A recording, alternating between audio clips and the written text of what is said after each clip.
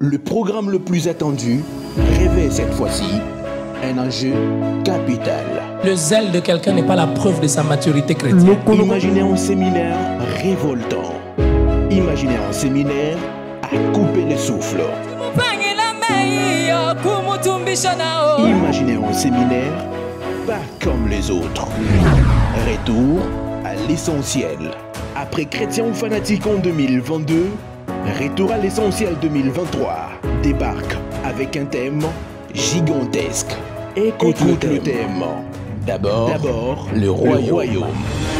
D'abord le royaume, avec un orateur ordinaire aux prédications extraordinaires. Le pasteur Emmanuel Mbia. Lorsque ta réussite a pour fondation la parole de Dieu, rien ne peut détruire cela. Retour à l'essentiel du mardi 2 mai 2023 au dimanche 7 mai 2023. Chaque jour, des 15h juste à 19h juste. Au centre évangélique, La Borne, Bakwadianga. Nous sommes à Bakwadianga, en face des Nyonga, non loin de l'ex-rond-point de l'Étoile. Retour à l'essentiel, ça ne se raconte pas, ça se vit. Et c'est à ne pas manquer. Encore ton nom sera glorifié.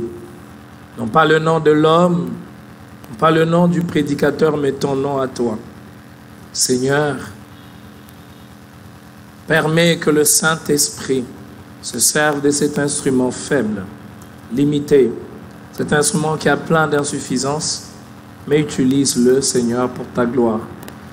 Et Seigneur, tu sais que ma prière est que chaque fois lorsque nous nous retrouvons, Seigneur, au-devant de ton assemblée, que des décisions soient prises.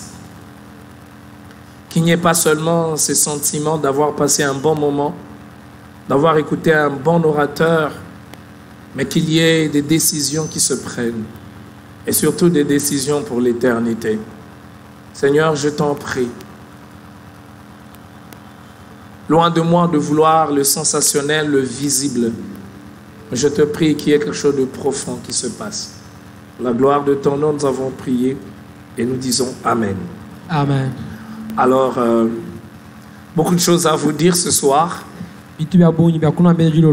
tiré de la parole de Dieu. Et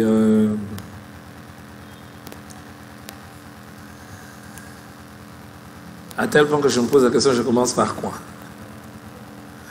D'abord par vous annoncer le prochain programme. Je n'annonce pas de date, mais le prochain séminaire à la Borne Bakwadianga, le thème sera les silences de Dieu.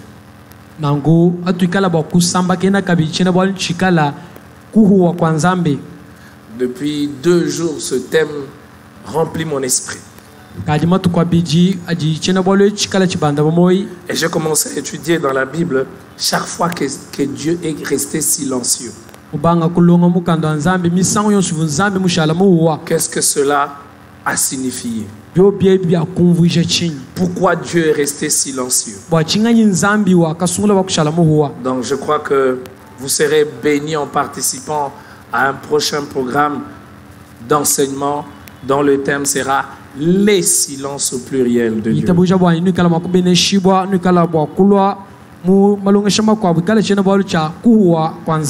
Je bénis le Seigneur pour la présence des serviteurs de Dieu qui sont venus. Ils sont dans la salle, certains que je connais, d'autres que je ne connais pas. Que Dieu vous bénisse. Je vois le pasteur Gédéon qui est venu. Le Seigneur, par sa grâce, nous a mis ensemble. Et je suis sûr qu'il nous amène quelque part. Il y a le pasteur Trésor, qui est pasteur de notre extension à Mamayemo. Que le Seigneur vous bénisse également. Et tous les autres serviteurs de Dieu qui sont dans la salle. les prophètes, les docteurs, les évangélistes, que Dieu vous bénisse. Alors nous avons commencé à aborder ce sujet, d'abord le royaume, tiré principalement de Matthieu 6, le verset 33. Et là nous avons eu à parler sur l'impact des priorités sur nos vies. Nous avons également parlé de ce qui arrive quand Dieu devient notre priorité. Ce soir, rapidement, pendant 15 minutes, je vais d'abord nous parler sur comment maintenir les bonnes priorités.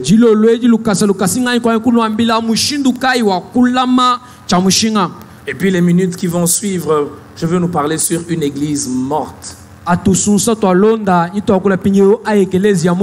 Ou comment une église arrive à mourir.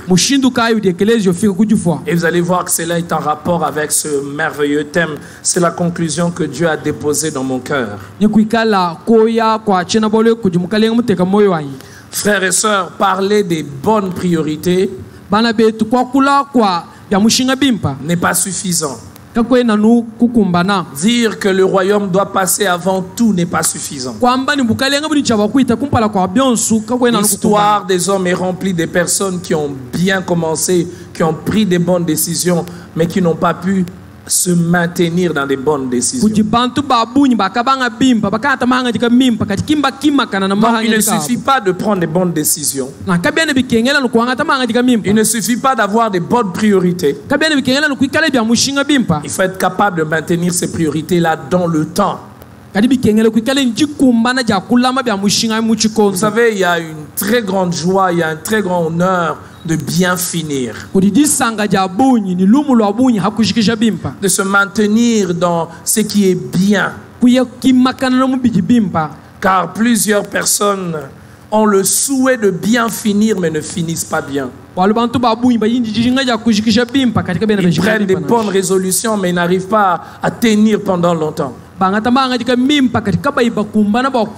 regardez en ce début d'année. Aujourd'hui, nous sommes pratiquement au 5e mois. Au début de l'année, dans nos églises, il y a eu beaucoup d'activités. Nous avons pris des décisions. Tu as pris des résolutions. Mais regarde, est-ce que les résolutions que tu as prises au début de l'année, tu les as encore maintenues maintenant? Est-ce que ces objectifs que tu t'es décidé d'accomplir, tu les as encore à l'esprit maintenant? C'est pour cela, à la fin d'une chose vaut mieux que son commencement. Alors, comment maintenir les bonnes priorités? Comment faire que Dieu demeure durant toute notre vie le premier?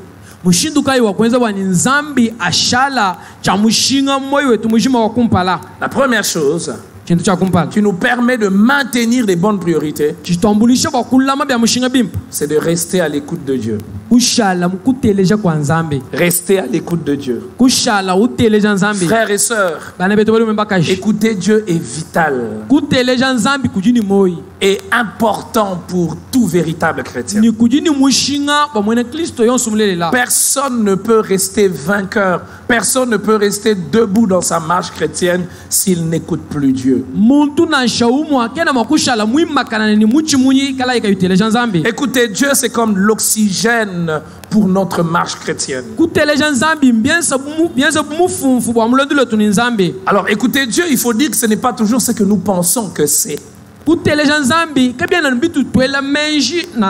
y a des gens qui pensent qu'écouter Dieu, c'est faire une introspection.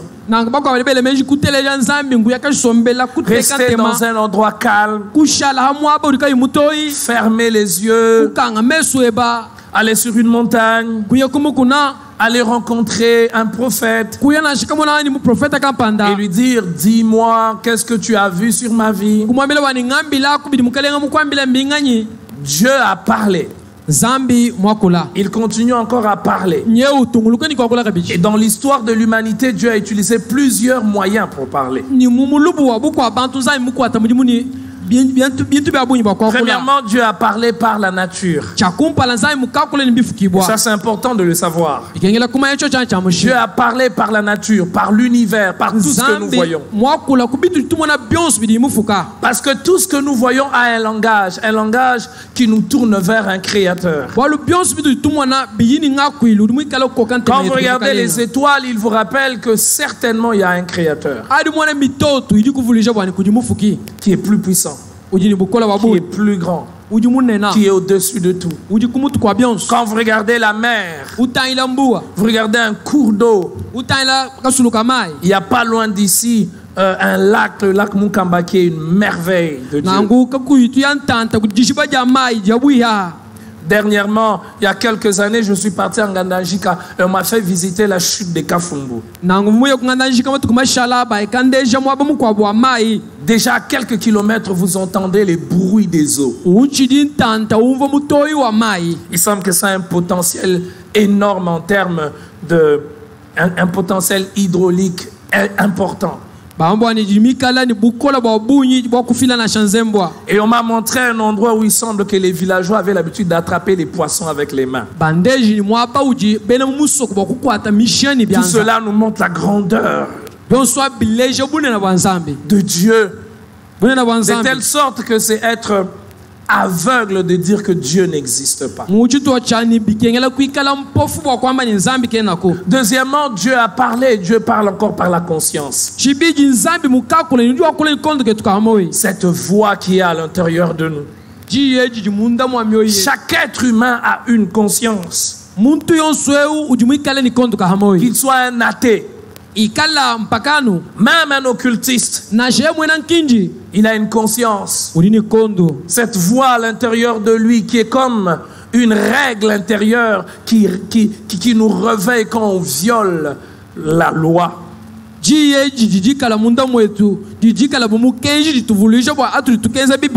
Dieu parle par la conscience qui nous interpelle quand nous désobéissons aux règles morales que Dieu a établies en nous. Troisièmement, Dieu a parlé par les prophètes. Il continue encore à parler par les prophètes.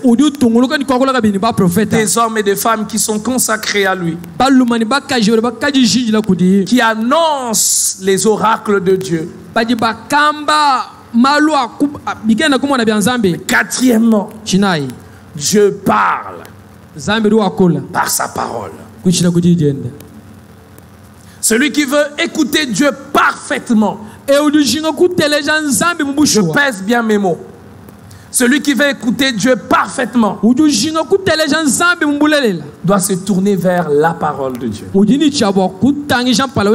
Dieu a utilisé des hommes venant de différents milieux, venant de différentes cultures, et a exercé des fonctions différentes dans la société. Il a utilisé des rois, il a utilisé des bergers, il a utilisé des hommes instruits et érudits pendant plusieurs siècles pour écrire 66 livres.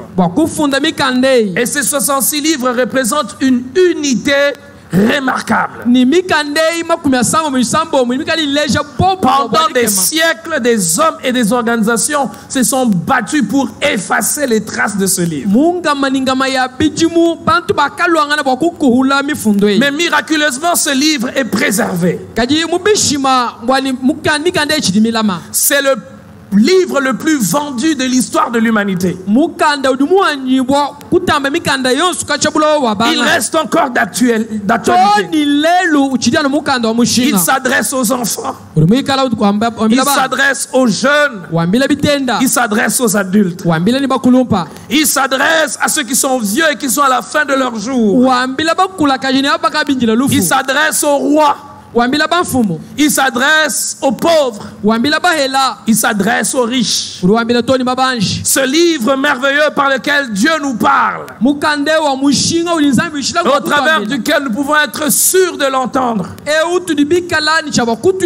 s'appelle la Bible.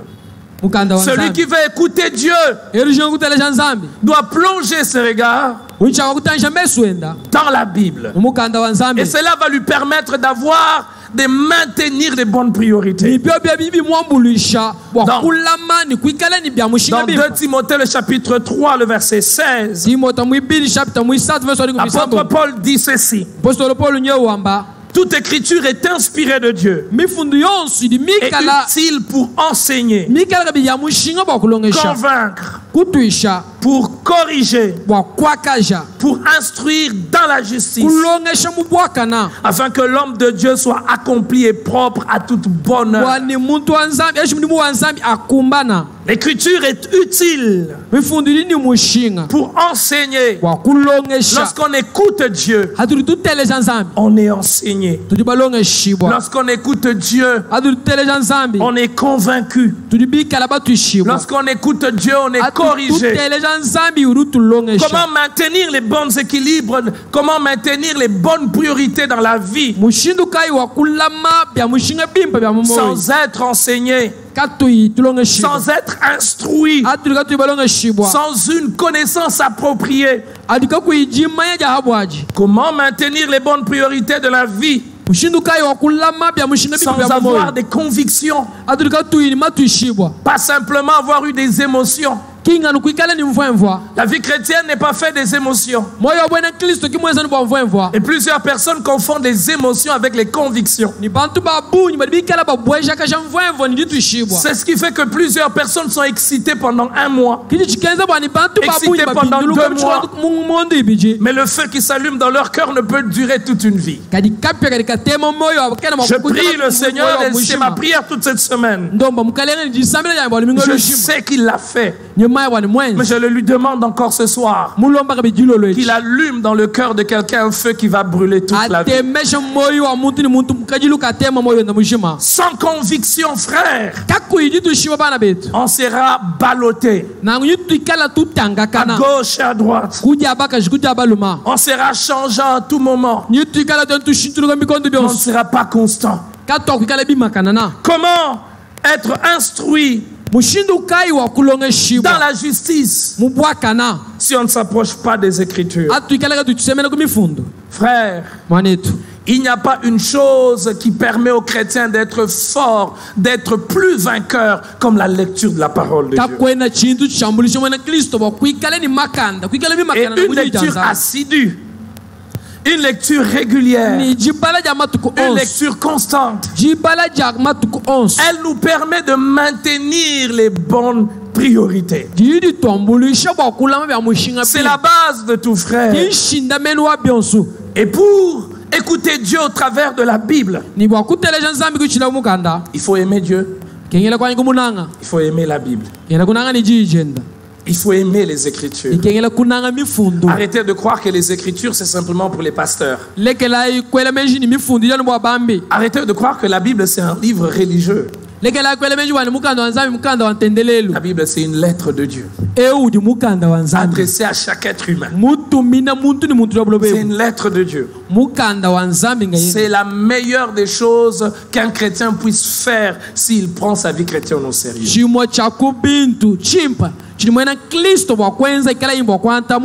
Lire sa Bible. La lire régulièrement. La lire d'une manière passionnée. La lire d'une manière engagée. Non pas lire la Bible au gré des événements, au gré des circonstances. Aujourd'hui tu te réveilles, tu lis une portion. Demain tu te réveilles, tu lis une autre portion. Non, une lecture planifiée. Une lecture programmée. Voilà ce que je vais étudier maintenant. Voilà ce que je veux lire. Voilà ce que je vais chercher à apprendre. Tantôt là, je vous disais que le prochain rendez-vous, le thème sera les silences de Dieu. Et depuis 2 jours, quand je pense à la Bible, j'essaie de lire chaque fois que Dieu s'est tu. Quel message il communique. Et moi-même, j'étais nourri d'abord moi-même. Et j'ai découvert qu'il y a des fois dans ma vie, Dieu aussi est silencieux. Et chaque silence de Dieu ne signifie pas la même chose. Je suis nourri moi-même. Je n'ai pas lu simplement parce que je veux faire un séminaire là-dessus. Au début, c'est moi-même.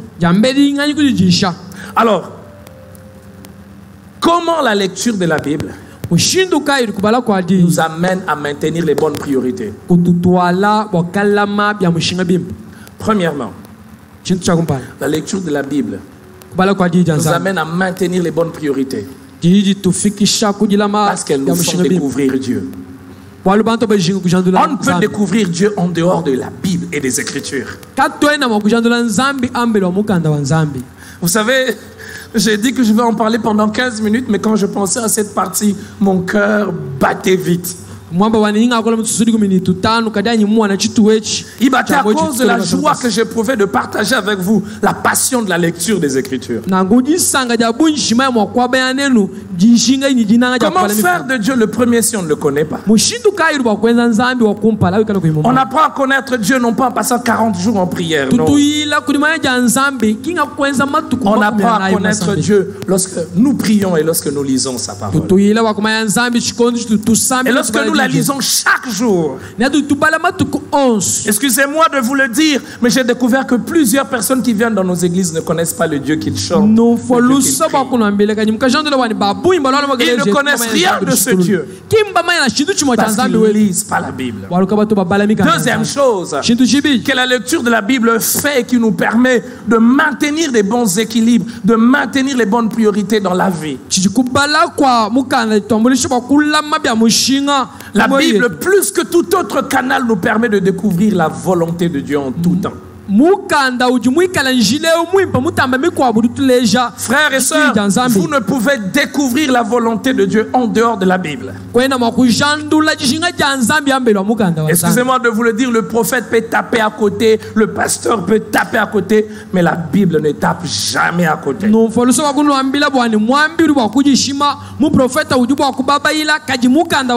quand vous découvrez la volonté de Dieu, vous pouvez crier comme cet homme, Eureka, j'ai trouvé.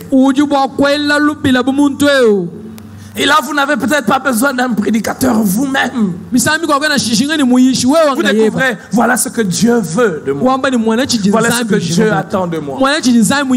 Troisième chose que la Bible fait, que la lecture de la Bible nous apporte et qui nous permet de maintenir les bonnes priorités dans la vie. La Bible nous montre des exemples humains de ceux qui ont marché avec Dieu, comment ils ont fini, et ceux qui n'ont pas marché avec Dieu, comment ils ont fini. Et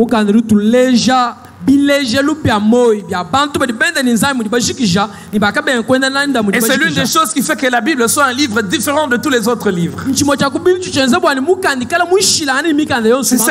C'est cette capacité de faire un tableau vrai, sincère, véritable sur la nature et l'histoire des hommes. La Bible, c'est l'un des rares livres où les héros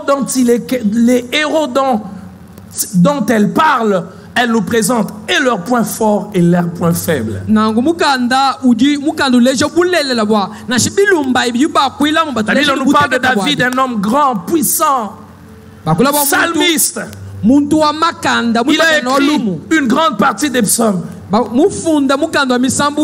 la Bible nous parle aussi de sa chute. Tout ça comme pour nous prévenir, comme pour nous mettre en garde. La Bible nous parle d'Enoch. Il marchait avec Dieu et il ne fit plus parce qu'il fut enlevé. La Bible nous montre des véritables exemples qui sont soit un encouragement, soit des mises en garde. La chose suivante que la Bible fait, qui nous permet de maintenir les bonnes priorités dans la vie, La Bible nous enseigne les principes de Dieu. Et ça, vous ne trouverez pas nulle part ailleurs. Les principes de Dieu sur les finances. Les principes de Dieu pour la famille. Les principes de Dieu sur la longévité. Les principes de Dieu par rapport à la gestion de ses émotions. Les principes de Dieu quand vous faites face à la guerre. Quand vous faites face au combat. Les principes de Dieu quand vous êtes assailli par les ennemis. Celui qui ne lit pas sa Bible ne peut pas maintenir Dieu comme le premier pendant longtemps. Alors, deuxième chose qui nous permet de maintenir les bonnes priorités dans la vie pendant longtemps, c'est la prière.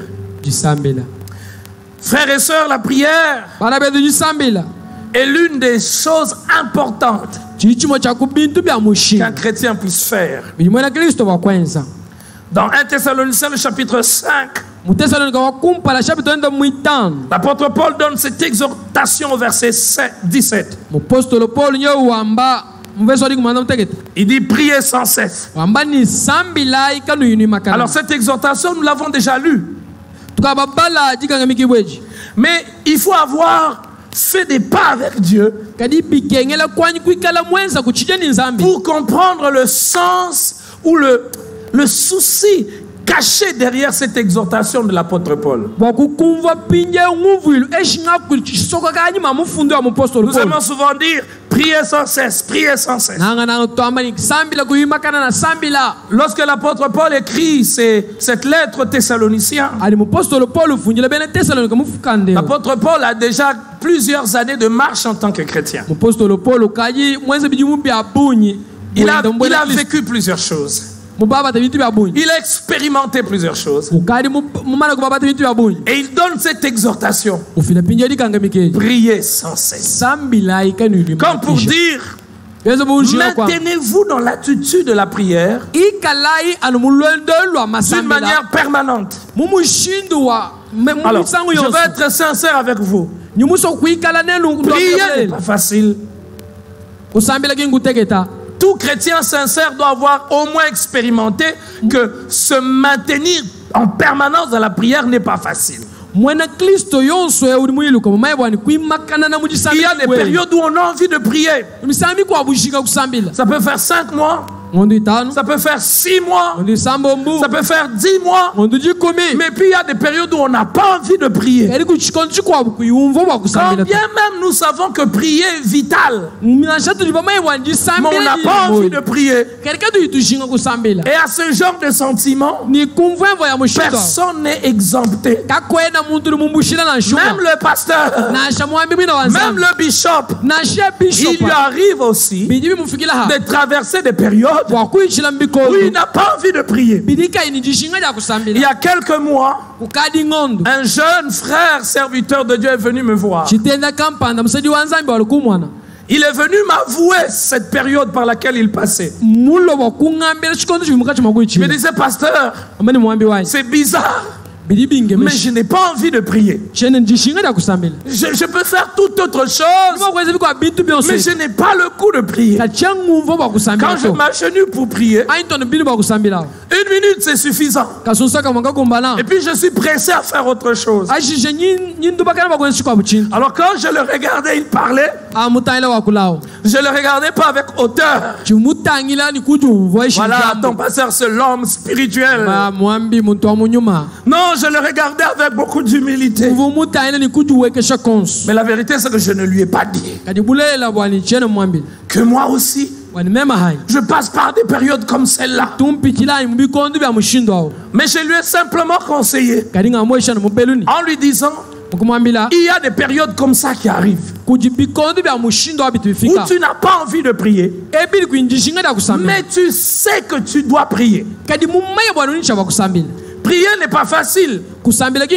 Pourquoi prier n'est pas facile? Prier n'est pas facile parce que la prière est l'une des activités spirituelles très importantes auxquelles on soumet notre corps, notre âme et notre esprit. Et il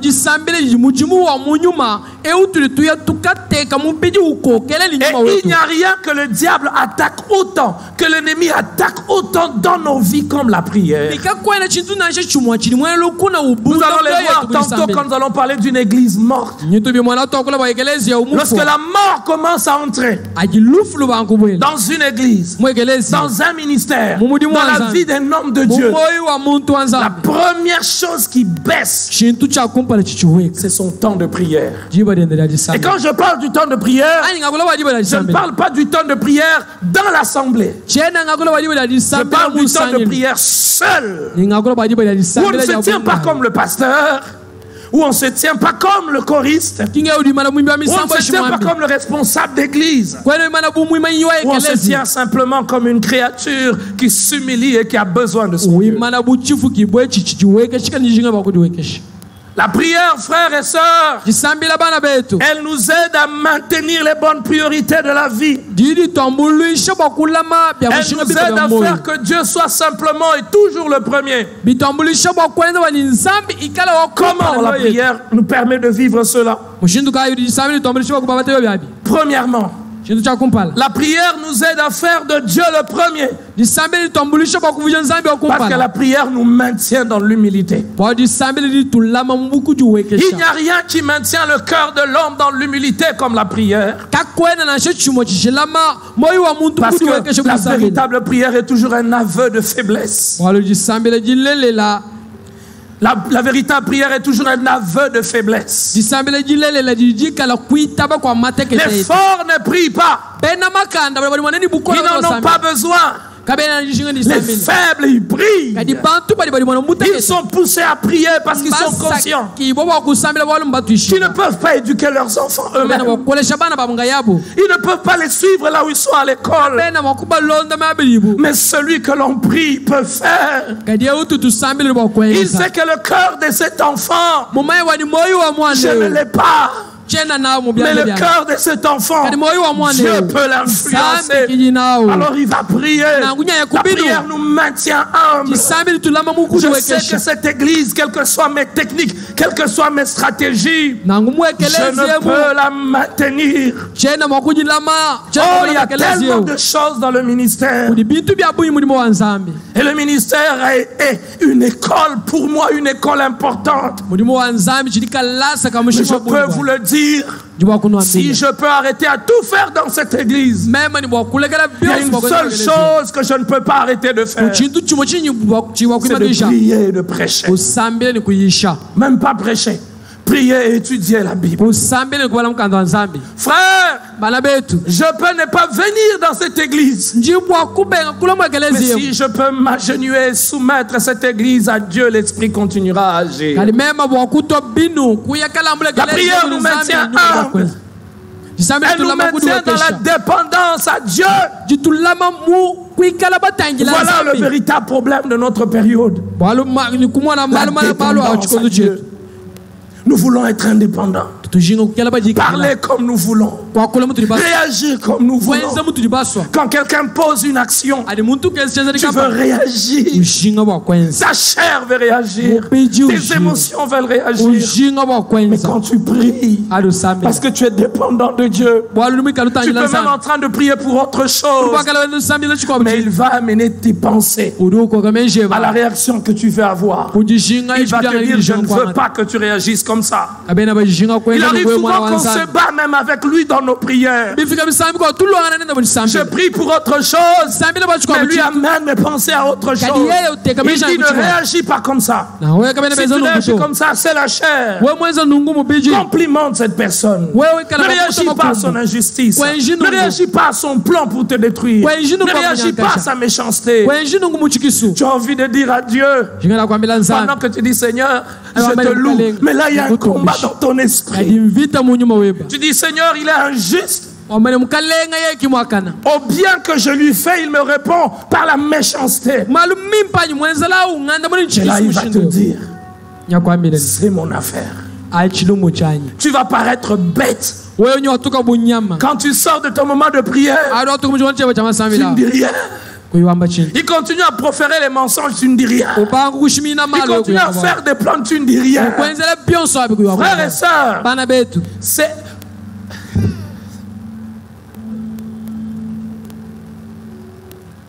Celui qui est dépendant de Dieu, parfois Dieu va le laisser faire comme s'il ne connaissait pas tous les plans pour les détruire. Tu sais qu'on veut te détruire, mais Dieu te dit, ne t'occupe pas de ça.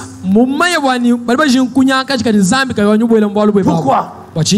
Parce que moi, Dieu, je suis ton défenseur. Je peux mieux te défendre que toi-même. Celui qui prie, il est dépendant de Dieu quand il prêche. Il est dépendant de Dieu. Il ne va pas prévenir. Allez, voilà le thème que j'aurai. Je vais exploser. Quand tu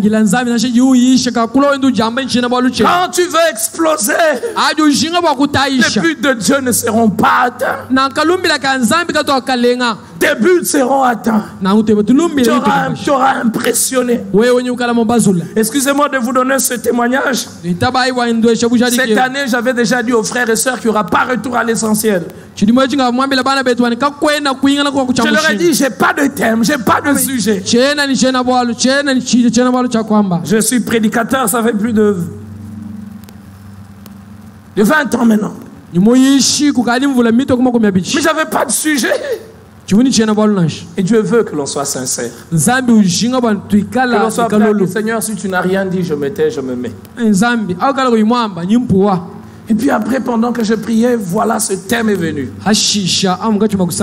D'abord le royaume. C'est pas simplement marketing spirituel.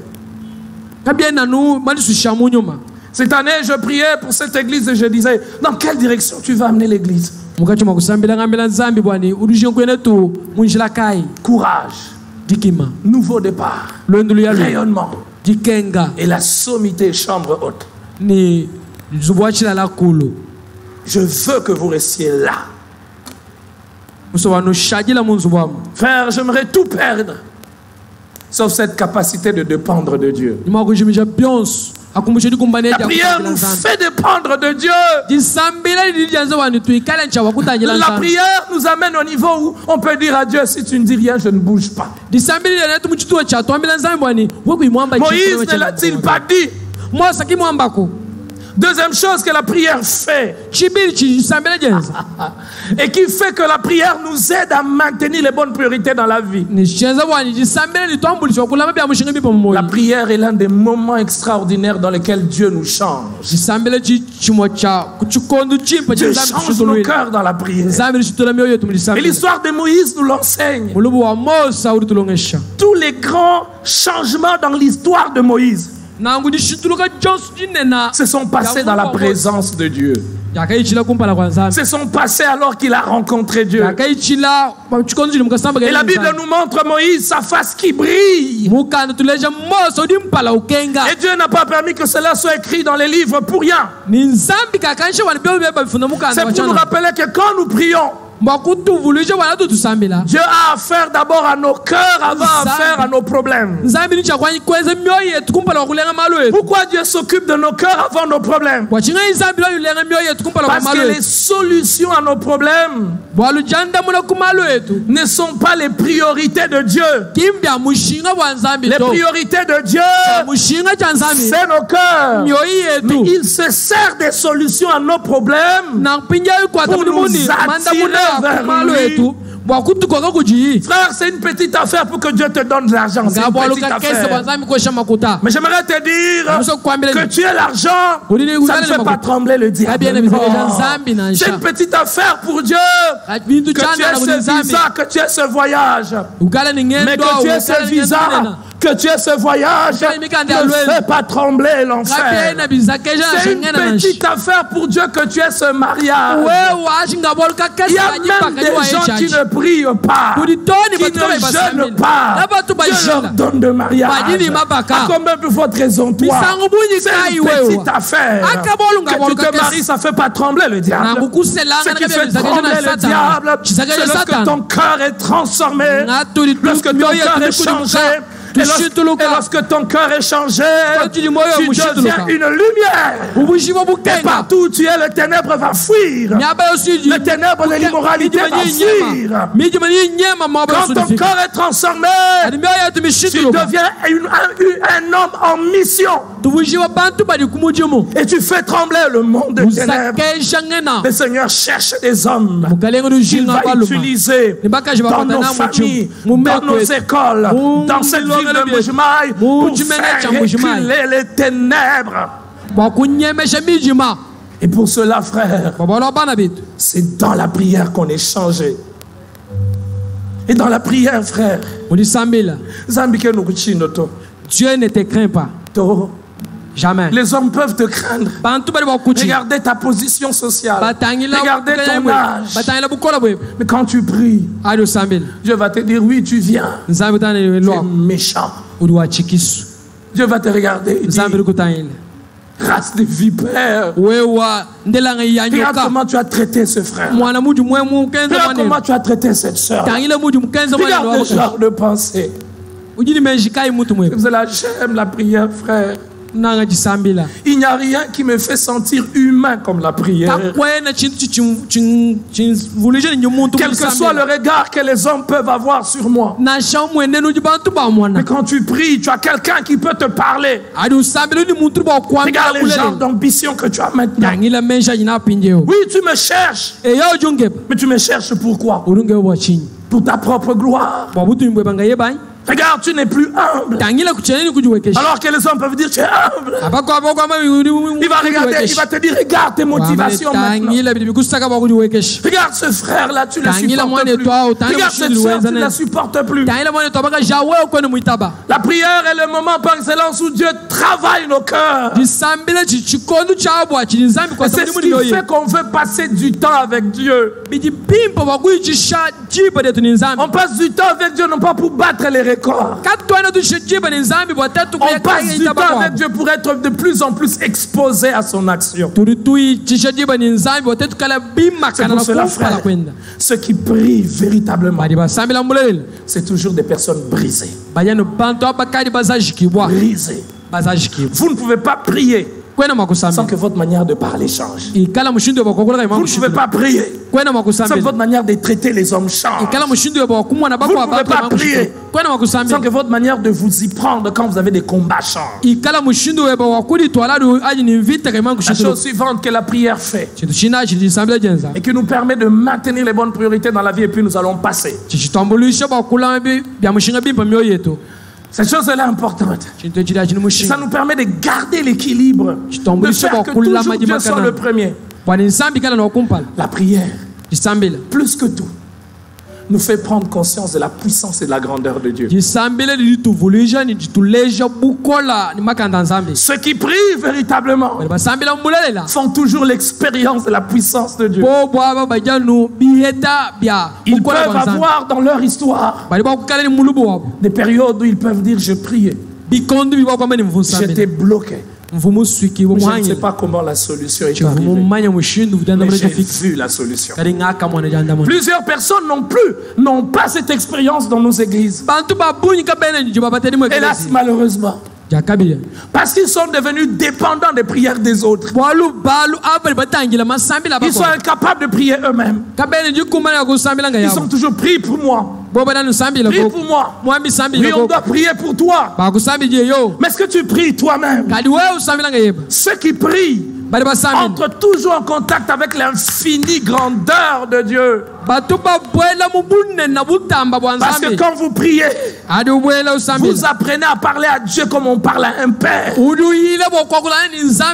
apprenez à parler à Dieu de tout. Et vous lui direz, Seigneur, je manque ceci, mais je regarde à toi. Seigneur, où est-ce que j'aurai des moyens pour cette situation? Et bizarrement, parfois quand même vous avez oublié vos requêtes. L'exaucement de Dieu vous rappelle vos requêtes. Il y a des fois vous avez oublié que vous avez demandé à Dieu certaines choses. Mais quand Dieu intervient, vous vous rappelez ce jour-là j'ai prié. Et ce qui est bien, Dieu entend même les prières qui ne sortent pas des bouches par les mots. Dieu entend les soupirs de cœur. Il y a des fois tu désires seulement. Tu ne t'es pas agenouillé. Tu as désiré seulement. Ah, si cette porte peut s'ouvrir, le jour suivant la porte s'ouvre sans l'intervention de la main de l'homme. Prie.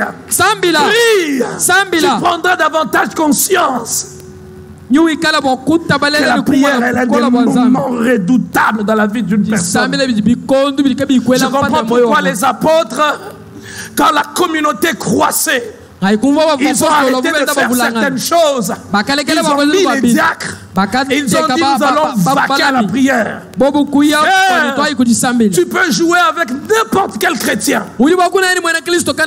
Mais tu ne peux pas jouer avec un chrétien qui peut se tenir à genoux. Un chrétien qui sait se tenir à genoux peut vaincre n'importe qui. Peut vaincre n'importe qui. Un chrétien qui sait rester à genoux. Aucun homme, aucun combat, aucun défi ne peut rester debout devant lui. Parce que la prière est l'une des choses redoutables. Je ne suis pas fort quand je prêche. Je suis fort avant de prêcher. Je ne suis pas fort avant ce séminaire. Je vais vous surprendre. Tout ce jour ici avant le séminaire, je rigole, je me détends. Parce que la force pour ce séminaire, je ne l'ai pas eu, je ne vais pas la chercher ce matin. Il y a un mois. Excusez-moi d'en parler, ce n'est pas pour vous faire croire que nous sommes spirituels. Nous sommes restés pendant un mois en train de gêner avec une équipe. Celui qui est fort quand il paraît en public n'est pas fort. Celui qui est fort dans le privé, il est fort. Alors j'ai envie de te dire, montre-moi ce que tu dis avec ta bouche. Je te dirai les traces de mes genoux. Je te montrerai les routes que mes larmes ont empruntées devant Dieu. C'est pour cela que j'aime vous dire, je ne sais pas ce que toi tu peux dire pour toi, mais je peux dire pour moi, je sais que je suis indestructible. Savez-vous pourquoi? Parce que je sais là où je tiens. Je sais là où je saisis. Et là où je saisis, il y a une force que le monde, que la sorcellerie, que l'envoûtement, que la méchanceté, que la haine ne peut détruire. J'ai envie de le dire, que cela soit le cas pour ta vie aussi. Que cela soit le cas pour ta vie. Ainsi, frère, le moment critique dans la vie d'un chrétien, c'est quand il est à genoux devant Dieu. C'est quand il passe du temps devant Dieu. Alors là, le Seigneur lui fait prendre conscience. Tu trembles pour hier. J'ai fendu la mer Rouge en deux. Ton problème, je peux le résoudre. Tu trembles pour hier. Je fais descendre le feu du ciel. À l'époque d'Élie, je veux aussi le faire pour toi. Tu trembles pour rien. Le serpent a mordu Paul. Le serpent ne l'a pas tué. Tu trembles pour rien. Je voudrais dire à quelqu'un, un chrétien qui s'est resté à genoux, les tempêtes vont souffler, les ténèbres vont arriver.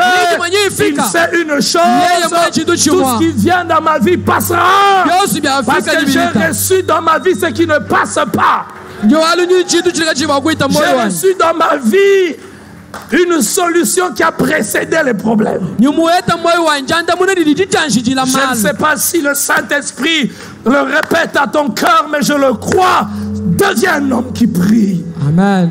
Arrête de circuler. Arrête de faire des choses simplement en apparence. Tu prêches, c'est bien, oui. Tu chantes, c'est bien, oui. Tu as des responsabilités. Mais je suis conscient de la puissance de Dieu. J'ai envie de te dire, tu peux suivre des séminaires sur la puissance de Dieu. Tant que tu n'as pas appris l'art de te mettre à genoux, tu n'auras pas le vécu de la puissance de Dieu. Il y a des gens qui ont la théorie. Il y a des gens, tu peux venir. Oui. Un Thessalonicien, la prière, c'est la respiration de l'âme. La prière, c'est ceci. Ok, c'est bon. Lui n'a pas toute cette théorie. Lui, il a la théorie qu'il a prise dans la prière. Et j'ai découvert une chose. C'est plus facile pour beaucoup de gens de parler de la prière que de prier. J'ai parlé de deux choses. Quelqu'un peut dire, pasteur, il faut parler d'autre chose. Non, frère. Pour que Dieu demeure la priorité de nos vies. La lecture de la Bible et la prière. Aujourd'hui, on aime tellement des voix compliquées. J'ai aimé ce qu'un frère a dit. Et chaque fois, ça m'interpelle. Ce frère disait, ah, mote yuana. Tana yokie. On est avec la racine carrée de Jésus. Pour dire que c'était tellement compliqué. Alors petit à petit, le Seigneur a commencé à me conduire. Il m'a conduit pour dire que l'efficacité d'un prédicateur, c'est pas la complexité de ses prédications. L'efficacité d'un prédicateur, c'est la capacité de toucher le cœur avec l'évangile. On n'a pas besoin de choses compliquées pour toucher le cœur. On a besoin de choses simples. Est-ce qu'on peut passer? Une église maintenant qui n'a pas de bonnes priorités finit par mourir. Une église qui ne fait pas de Dieu le premier finit par mourir. Et lorsqu'une église meurt, c'est les hommes et les femmes qui sont dans cette église qui sont en train de mourir. Parce que l'église, ce ne sont pas les bancs, ce ne sont pas les chaises, ce ne sont pas les instruments. Les instruments nous aident. Les instruments facilitent les choses. J'ai vu des gens sans instruments, avec les mains, mais louer Dieu mieux que ceux qui ont les instruments, parce qu'ils ont mis leur cœur. J'ai vu des gens sous le soleil, sans hangar, avec une bâche, mais des milliers accourent. Ils accourent pour entendre la parole. Frère, il y a dans le cœur de l'homme une soif. Une soif qui ne peut être comblée par la technologie. Une soif qui ne peut être comblée que par la vie de Dieu. Et là où il y a la vie de Dieu, je vous assure, même sans toute sophistication, la vie attire. La vie, elle touche. J'ai vu des gens suivre des prédications sous un soleil accablant. Et bizarre encore, je suivais un de prédicateurs avec mon épouse. Et je lui ai dit, regarde ce papa. Qu'est-ce qu'il dit de spécial? Il parle tout lentement. Mais des hommes accourent. C'est ce jour-là que j'ai compris que l'efficacité dans le ministère, l'efficacité d'une église, c'est pas une technique, c'est pas une méthode. Et depuis lors, j'ai dit, je n'aimerais pas devenir un autre prédicateur. Je n'aimerais pas que cette église devienne le clone d'une autre église. J'aimerais simplement être l'église que tu as prévue, mais avec la vie. Et je répète chaque fois aux prédicateurs de cette église, n'imitez aucun prédicateur. C'est une erreur. Parce que tu crois que la vie, elle est dans sa manière de parler. La vie, elle est dans leur manière d'organiser les choses. Frère, la vie, elle n'est pas dans toutes ces choses. Ces choses viennent pour équiper, pour canaliser tous les résultats spirituels qui arrivent.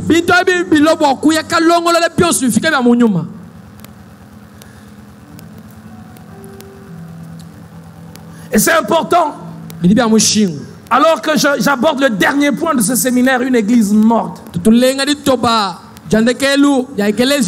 nous dire que la vie dans une église, c'est le Christ. Il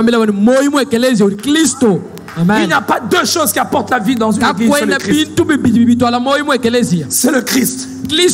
Mais comme les Colossiens, ils étaient tentés d'ajouter autre chose à Christ. Et la tentation est davantage grande aujourd'hui. On a l'impression que Christ n'est pas suffisant. On ajoute la psychologie. On a l'impression que Christ n'est pas suffisant. On ajoute le développement personnel. On a l'impression que Christ n'est pas suffisant. On ajoute tout enseignement mystique ésotérique. Oui, parce que celui qui n'a pas une expérience avec le Christ ne peut pas parler d'une manière passionnée du Christ. Il n'y a que ceux qui ont une expérience avec le Christ qui peuvent parler de lui, qui peuvent être enflammés quand ils parlent de lui, qui peuvent être joyeux quand ils parlent de lui. Alors quand on n'a pas le Christ, on les substitue. On substitue plusieurs choses. Alors j'aimerais nous citer 5 choses que nous apportons comme substitut au Christ. Généralement dans nos églises. Et qui amène la mort dans nos églises. Et qui fait que Christ n'est plus la priorité dans nos églises. Premier substitut, les richesses et l'argent. Oh frère, j'aimerais si c'est possible que vous tous vous ayez beaucoup d'argent, que vous en gagnez beaucoup. Mais j'aimerais plus que tout que le Christ soit formé dans vos cœurs. Parce que si le Christ est formé dans vos cœurs, alors vous êtes plus que vainqueurs. En tant que médecin, j'ai vu de personnes accablées par une maladie, ayant l'argent, mais l'argent ne pouvait pas résoudre leurs problèmes. Une des collègues de mon épouse est morte cette semaine. Elle est morte d'un cancer des ovaires. On l'a amenée en Afrique du Sud le lundi. Et 2 jours après, elle est morte. Quand je regardais sa vidéo, frère, l'argent ne peut pas remplacer le Christ. C'est vrai, nous avons besoin de l'argent. Ça nous permet de faire beaucoup de choses. Mais plus que l'argent, j'ai besoin du Christ.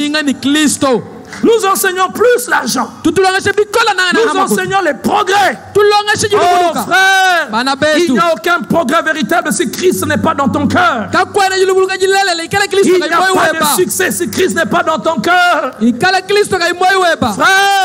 il y a des nations qui ont plus d'argent que nous. Regardez dans l'histoire. Vous avez étudié les royaumes. Chaque fois qu'il y a eu le déclin moral, ça annonçait la chute de l'empire. Il y a des empires qui ont atteint des niveaux extraordinaires sur le plan technologique, sur le plan financier, sur le plan économique. Et d'ailleurs, nous sommes maintenant en train de vivre un bouleversement économique dans le monde. Parce que dans toutes les puissances économiques que nous avons connues, les anciennes, l'immoralité est entrée, la pédophilie, l'homosexualité. Et dire que des grandes institutions conditionnent parfois que l'on vote certaines lois pour l'homosexualité pour aider certains pays. Christ est la vie de l'église. Si Christ n'est pas dans l'église, frère, il n'y a pas de vie. Les hommes viendront, ils vont se lasser, mais on ne se lasse pas de celui qui est ressuscité, qui est mort à la croix. deuxième substitut du Christ dans nos églises, c'est nos expériences spirituelles. Je sais que plusieurs personnes aujourd'hui sont à la recherche des expériences spirituelles, à la recherche des sensations. Quand il va prier, il dit qu'il va à la montagne. Il ne va pas pour Dieu. Il va rechercher une sensation. Et pendant cette semaine, il me disait, ne prêche pas des choses sensationnelles. Il y a peut-être des gens qui sont venus ici pour des choses sensationnelles. De telle sorte que l'on confond l'atmosphère qu'on a créée par les instruments avec l'action du Saint-Esprit. De telle sorte que l'on confond la chair avec le Saint-Esprit. La chair, elle est quelque chose de redoutable. La chair peut faire qu'un homme parle en langue alors que ce n'est pas Dieu. La chair peut faire qu'un homme puisse tomber alors que ce n'est pas Dieu. Et en nous disant aujourd'hui, Dieu ne s'est pas manifesté. On a eu une atmosphère de gloire. On a eu une atmosphère puissante. Oh frère, ça fait 10 ans que je suis pasteur. Et le 10 ans, le Seigneur m'a appris, m'a brisé, il m'a taillé, il m'a montré mes erreurs. Il n'y a pas d'atmosphère de gloire parce que la chair est excitée. Non. Il n'y a pas d'atmosphère de gloire parce que les gens crient. Non, frère. Il y a l'atmosphère de gloire parce que le Christ agit dans le cœur. Lorsqu'il agit dans le cœur. Et là, il peut ne pas y avoir des amens. Il peut ne pas avoir des personnes qui sont tombées. Mais pourtant, Dieu agit dans le cœur. Peut-être que personne n'a pleuré ici. Mais quand rentrant chez lui à la maison, il va pleurer. Peut-être qu'il ne va même pas pleurer, mais il va décider. Frère, que les expériences ne remplacent pas le Christ. C'est pour cela qu'on n'enseigne plus.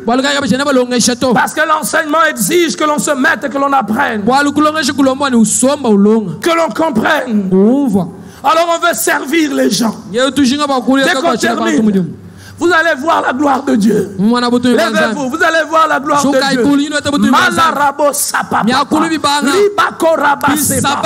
allez voir la gloire de Dieu. Oh frère, je crois que Dieu agit. Mais je crois aussi. Aucune expérience spirituelle ne vaut plus que le Christ. Je veux être avec lui. La Bible nous dit que quand Élie était découragé, épuisé spirituellement, il a demandé la mort. Quand Dieu est venu pour le parler, le feu est passé.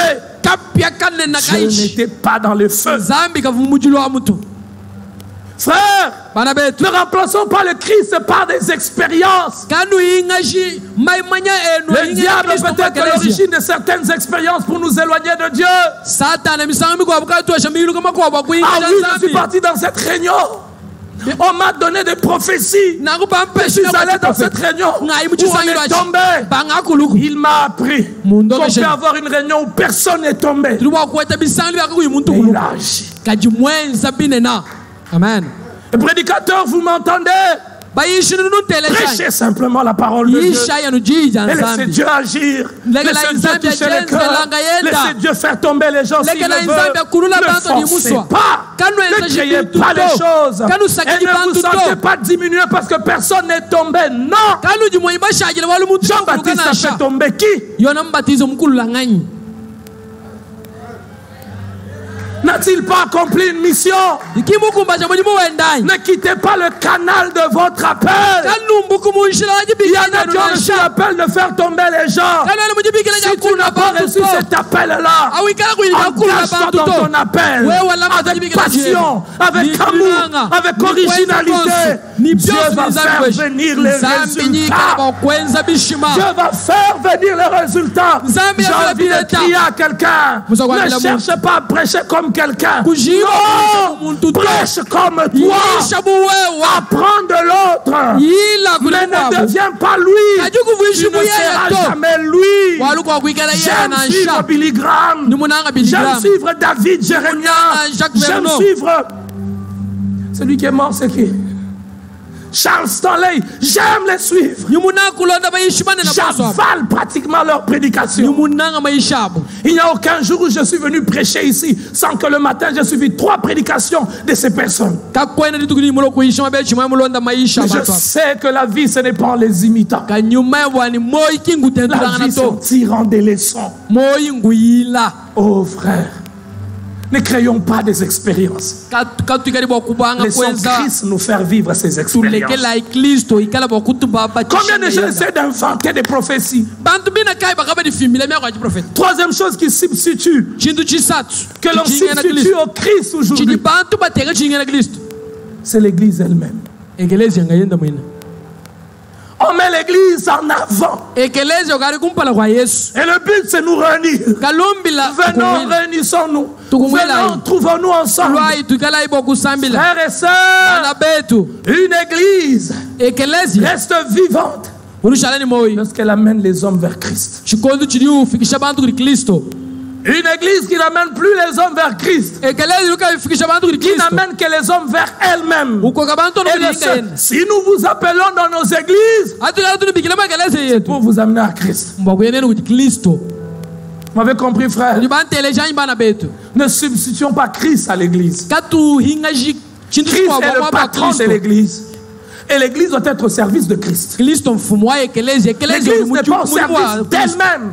Le but, ce n'est pas être là dans l'église seulement. Le but, c'est de venir à l'église pour le Christ. Et vous savez, quand une église a pour but d'amener simplement les hommes vers elle, on va utiliser tous les moyens. Tous les moyens. On va inventer des fausses prophéties pourvu qu'il reste. On va mettre des systèmes pour contrôler les gens. Vous ne pouvez pas aller à tel endroit. Si vous allez là-bas, vous ne pouvez pas aller. N'allez pas à tel endroit. N'allez pas à tel endroit. N'allez pas à tel endroit. Si vous allez là-bas, vous n'allez plus rester ici. N'allez pas à tel endroit. N'allez pas à tel endroit. Frère, nous ne sommes pas là pour bâtir des empires religieux. Nous sommes là pour amener les hommes au Seigneur Jésus. Je peux le dire humblement. Il n'y a aucun serviteur dans cette église qui a travaillé avec moi pendant ces 10 ans. J'ai dit, n'allez pas suivre les enseignements dans d'autres églises. Tout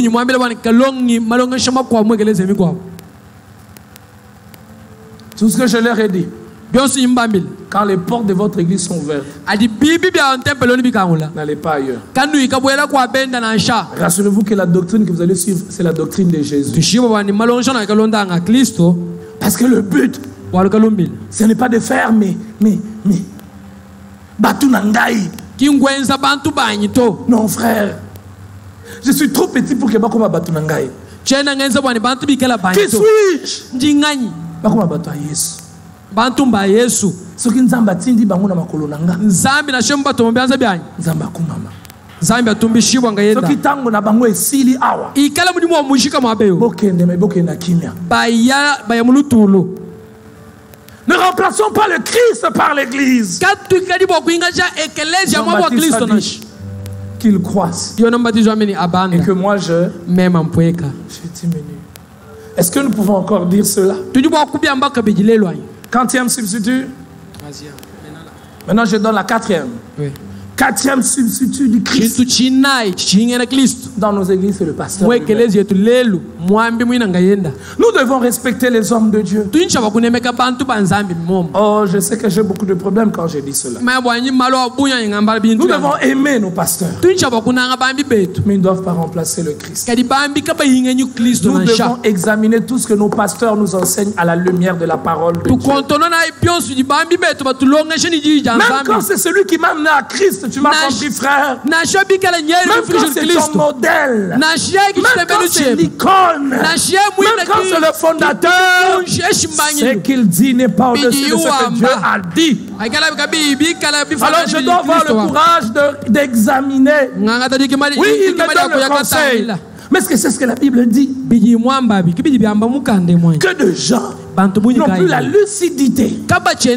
Les apôtres, quand ils prêchaient, ont rentré, ont examiné. Est-ce que tu examines?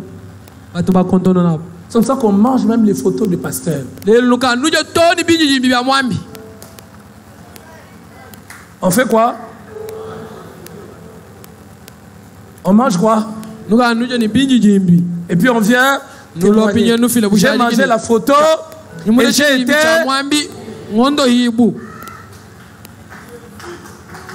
Je suis parti à Kabinda. Il y a une soeur qui a dit sa maman l'a amené chez un prophète. Et sa maman est entrée dans la chambrette la première. Et quand elle a dit, fais tout ce que le prophète va te demander. Et quand le prophète il enlève les dessus.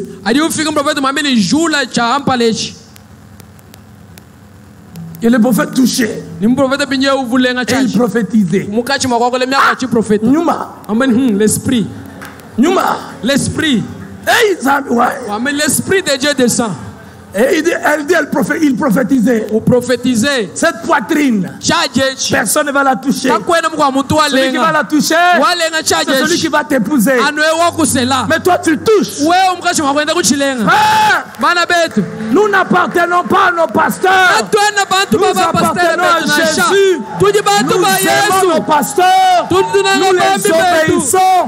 Nous les respectons. Nous les honorons comme des conditions spirituelles. Mais nous ne les appartenons pas. Parce qu'il n'y a qu'un seul qui a versé son sang. Celui qui a versé son sang, il s'appelle Jésus de Nazareth. Moi-même, je suis pasteur. J'aime qu'on m'honore. Mais il y a un honneur qui ne sied qu'à Jésus seul. Oui, je suis ton pasteur. Mais je ne t'ai pas sauvé, c'est Jésus qui t'a sauvé. Oui, je suis ton pasteur.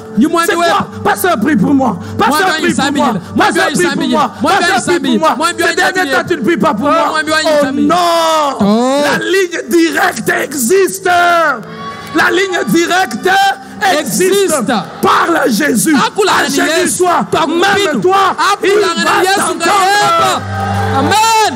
Oh non, alléluia. Quand mon pasteur a prié pour moi, c'est quand les choses sont arrivées.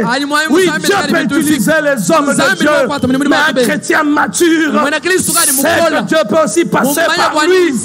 Cet enfant est malade, réveille-le la nuit, impose-le les mains. Tu es son père. Tu es son père. Impose les mains. La maladie va s'arrêter. Tu es sa mère. Prie pour lui. Et les mauvais esprits qui veulent l'amener à la rébellion va partir. Nos pasteurs ne remplacent pas le Christ. Les pasteurs sont des sous-bergers. Le véritable berger, c'est Jésus. Nous sommes des sous-bergers. Prenons à notre place. Amenons les hommes à Christ. Et laissons le Christ s'occuper d'eux. Ne cherchons pas à prendre la place du Christ.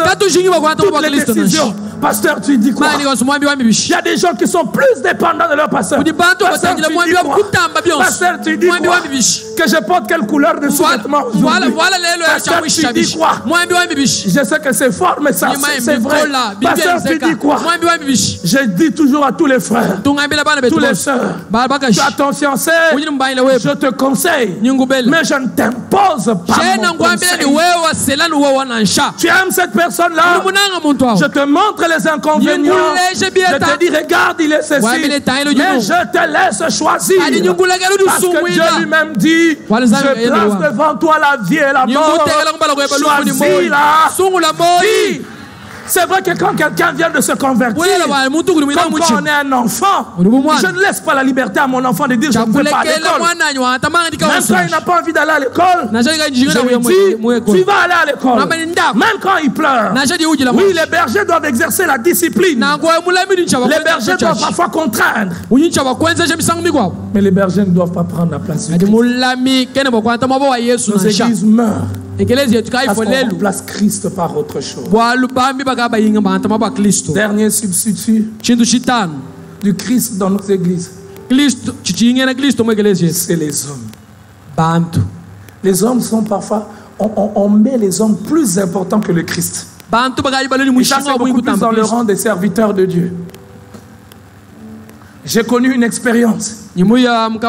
Quelqu'un me dit, pasteur, cette sœur ne vient pas. Parce que tu as dit qu'une chrétienne ne veut pas travailler à n'importe quel endroit. J'ai dit à la personne qui me disait ça, je vais encore prêcher la même prédication. Frère, vous n'êtes pas le centre. Si Christ ne te plaît pas, ta place n'est pas à l'église. Là où tu salues. Va au marché. Va dans des bars. Va chez les féticheurs. Ici, c'est ceux qui aiment le Christ. Ceux qui suivent le Christ. Sinon, après, j'ai vu parfois comment nos églises sont en train de mourir parce qu'on fait tout pour garder les hommes plutôt que garder les Christ. Non, on ne va pas dire ça. Parce que si on dit ça, ils vont partir. Jésus est notre modèle. Oh frère, et Jésus nous fait trembler. Jésus a eu le plus grand ministère. Nous sommes la conséquence des 3 ans de ministère de Jésus. Et j'ai appris une chose. Jésus a laissé des gens partir. Jésus, le sauveur de l'humanité, le maître, il a laissé des gens. Pourquoi il les a laissés partir? Parce qu'il n'était pas capable de se conformer aux règles de la volonté de Dieu. Qu'est-ce que nous nous disons? Gardons les brebis. Gardons-le. C'est lui-même qui est venu sauver les brebis. Il a laissé certaines personnes. Il regarde même les disciples. Il dit, vous ne portez pas. Pourquoi? Si je prêche en Tchèque, moi, je suis content.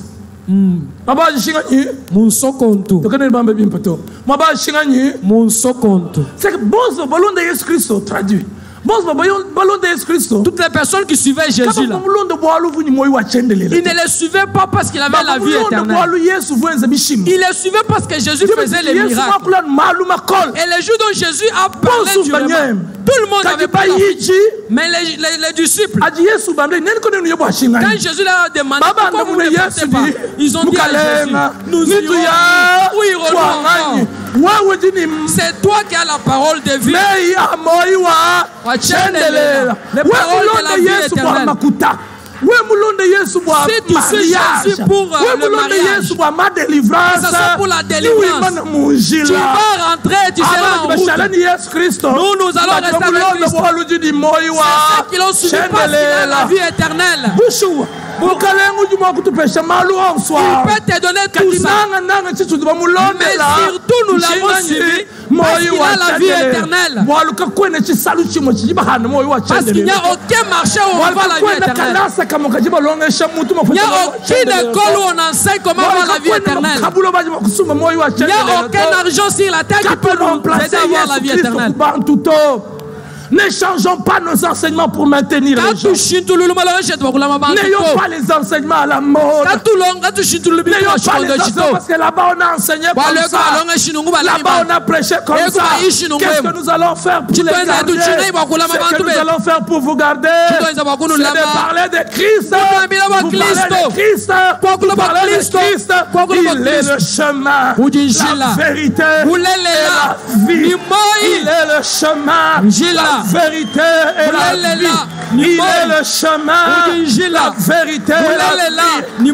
Et frère, cette semaine, il m'a appris quelque chose. Une église est forte lorsqu'on parle du Christ. Une église est forte lorsque Christ est à sa place. Quand vous ne savez pas quoi prêcher, parlez du Christ.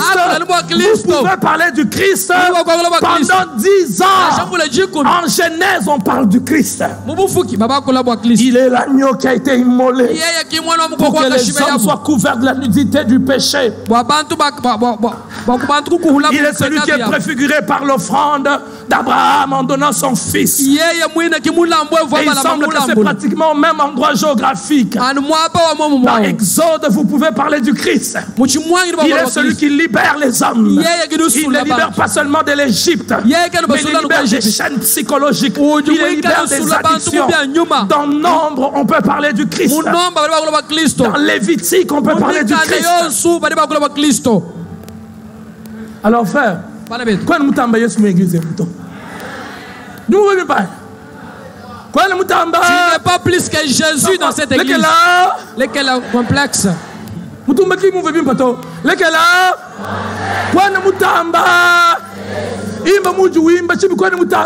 Chante comme tu chantes, tu ne dépasses pas Christ.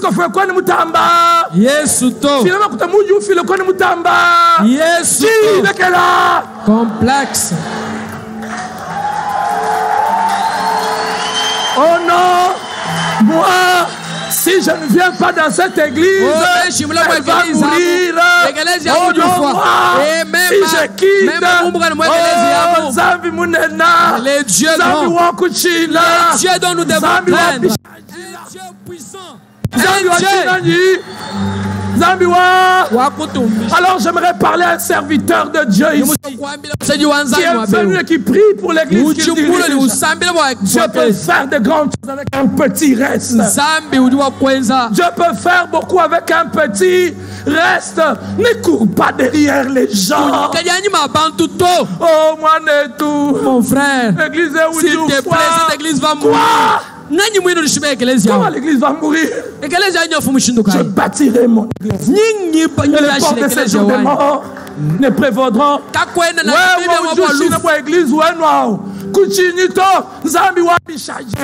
Amen. Même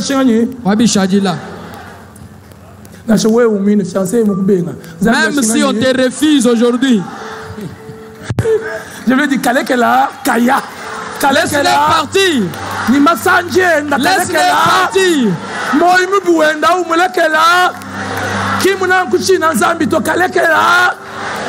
Kandumba kalekela. Oh pasteur moi prena koko no boaluto. Kandumba kalekela kaya. Kaka ku combiner. Ouais, vous jugez le bouton que vous il te combine, toi tu ne fais que pleurer, il t'agite. Vous bloquez. Il faut les bloquer. Ne laisse aucune personne remplacer le Christ. On ne laisse aucune personne remplacer le Christ. Oh, Dieu veut encourager quelqu'un ce soir. Kalekela. Ni fier yenda, kalekela. Ni maquillage, ni mascara. Kalekela. Ni majitambisha kwa kalekela. Kula nani. Kalekela. Ni pianza bikola. Kayukupesha na sema kutapudra. Kalekela. Mujimu wenda. Wakukwanga tanu butuku bushimu kuyukijisha. Butuku bushimu weze shiranyi. Kuyukijisha. Kayufixe datu wabiuma to. Kalekela. Walu eretelani. Walu vodakomani. Walu chingani. Kalekela.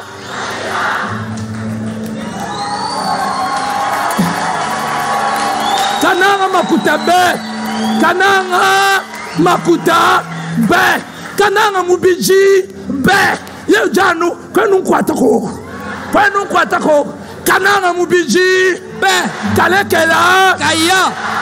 Chamushinga. Wala mbukalenga bwa mujulu. Koku kenza shinga nyi. Hallelujah. Bakwabu. Mulekela ya ekolu wa masanji. Mukulongesha masanji. Mukulongesha malumabi. Mukulongesha malumabi. Des choses que tu ne connaissais pas. Laisse-les partir. Ce soir. Dis-lui de partir. Dis dans Zambi. Alléluia.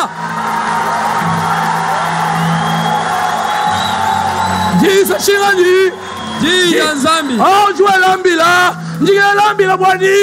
Mais il y a boire matia bantu pouvoir. Nizambi nyaku vulu jeni. Songalma tu moi lambi la lubi mulu jima. Anji ke babu kalenga bwabu. Wa mujulu. Wa ujimunanga fiancé bukutamba Yesu Kristo. Bukanda zambi jomba ni chanza cheba chochi fumbishi bweba wewa. Chikosa. Shinganyi. Unchikosa. Wa ujubenga. Uya. Ujubenga kukosa bwa chinganyi. Butu ni bayikila. Binganyi. Butu bwalen bayikila. Binganyi. Butu bwalen ujimutu mina photo. Kaya mushindu kai. Vidéo kai ujimumu. Moezela. Tulekela ya. Aha. Alors je vais te dire une chose. Tout ce que l'on a sans Dieu. Tout ce qu'on a sans Dieu vole notre paix. Tout ce qu'on manque, mais avec Dieu, on a la paix pour les avoir. Alors je vais terminer en donnant 5 caractéristiques d'une église morte. 5 caractéristiques d'une église morte. Première caractéristique d'une église morte. La parole de Dieu n'est plus enseignée dans sa totalité. La parole de Dieu n'est plus la priorité. On va prêcher pendant 2 minutes. Puis on va demander, et puis on commence à demander, ils ont donné l'argent. Une église morte ne prêche plus la parole.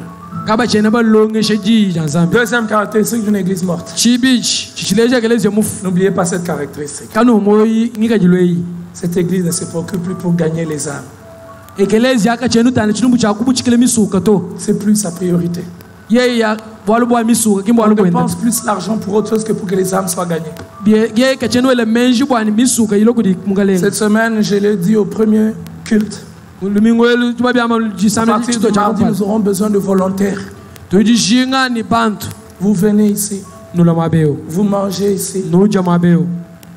Et on va évangéliser. Nous l'avons fait avec la prière. Depuis le mois de février, il y a une semaine chaque mois où les gens viennent prier ici et on les nourrit ici.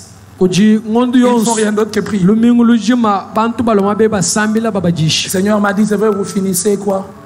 Retour à l'essentiel. Les gens vont dire, reposez-vous un peu. Moi, je peux me reposer. Mais l'église ne doit pas se reposer. Parce que le diable ne se repose pas. Il va dire, vous avez fait. Parce qu'il y a des gens du pasteur. Trop de programmes à l'église. Il y aura trop de programmes. Parce que les âmes continuent à mourir. Vous savez que par jour dans le monde, il y a plus de 20 000 personnes qui meurent. Chaque jour. Par jour, 20 000 en Mbujimaï. Il y a plus de 100 personnes qui meurent chaque jour. Ces gens meurent sans connaître Christ.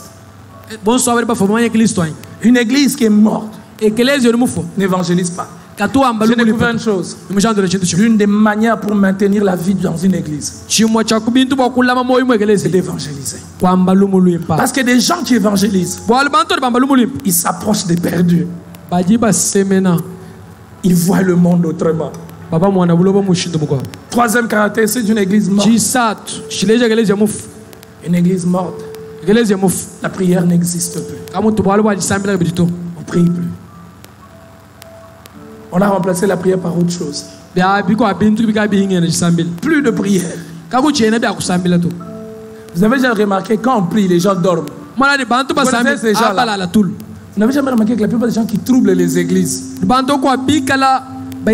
ils aiment prier,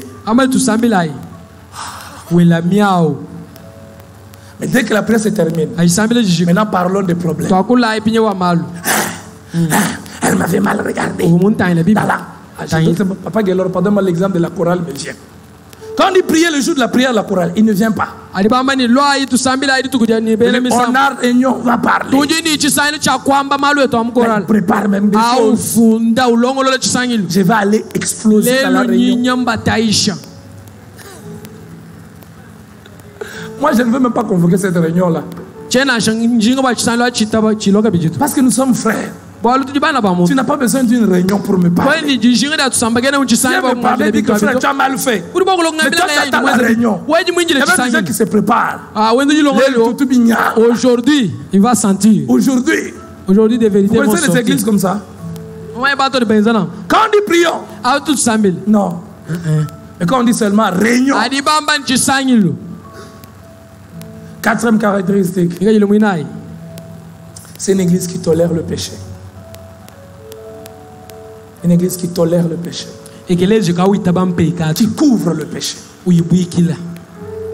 Dernière caractéristique, Quand il mouitang. c'est une église qui ne parle pas du ciel. Et que les gens qui n'ont pas bois juluto. Cette année, on va parler du ciel. Tu n'as pas bois julu. On aura tout un mois, on va parler du ciel. Quand le monde mou jima to bois julu. Une église morte. Et que les gens mouf. Il y a des gens, Ku di ban. toute leur vie chrétienne, Moyo mou jim. ils n'ont jamais entendu parler de leur avenir. Ba to ban ko ba kula wa malaba wa. Que Dieu vous bénisse. Zambi. Tu es là ce soir. Ana di lolo e di mo beo. Tu es là ce soir. Le programme le plus attendu révèle cette fois-ci un enjeu capital. Le zèle de quelqu'un n'est pas la preuve de sa maturité chrétienne. Imaginez un séminaire révoltant. Imaginez un séminaire à couper le souffle. Imaginez un séminaire pas comme les autres. Retour à l'essentiel.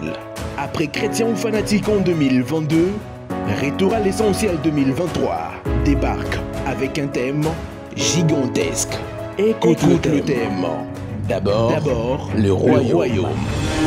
D'abord le royaume, avec un orateur ordinaire aux prédications extraordinaires. Le pasteur Emmanuel Mbia. Lorsque ta réussite a pour fondation la parole de Dieu, rien ne peut détruire cela. Retour à l'essentiel du mardi 2 mai 2023 au dimanche 7 mai 2023. Chaque jour, des 15h juste à 19h juste. Au centre évangélique, La Borne, Bakwadianga. Nous sommes à Bakwadianga, en face des Nyonga, non loin de l'ex-rond-point de l'Étoile.